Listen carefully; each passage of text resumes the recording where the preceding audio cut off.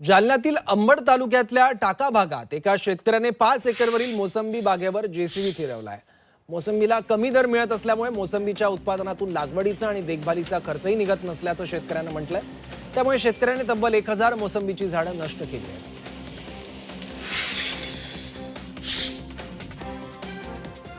जालन्यातील भोकरदन तालुक्यात हरभरा पिकावर मर आणि बुरशीजन्य रोगांचा प्रादुर्भाव झालाय।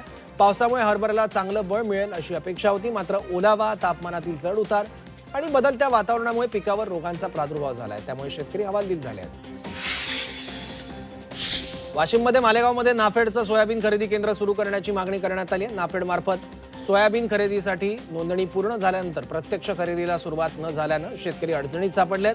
त्यामुळे नाफेड खरेदी केंद्र सुरू करून खरेदी प्रक्रिया सुरू करण्याची मागणी शेतकऱ्यांनी केली आहे। सांगली जिल्ह्यामध्ये गेल्या 2 दिवसांपासून ढगाळ वातावरण निर्माण झाले। अनेक ठिकाणी धुक्याची लहर देखील बघायला मिळते।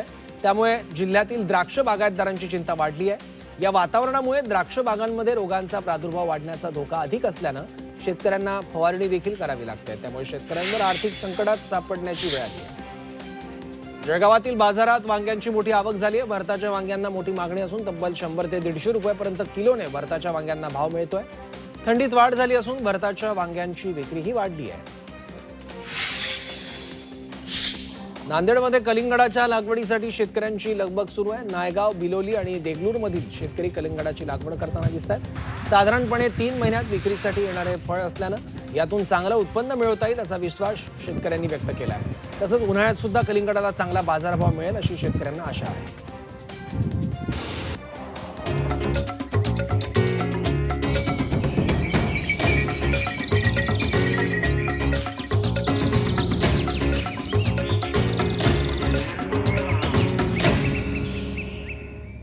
पीक पाणी powered by nature care fertilisers Prithvi rich poly phosphate.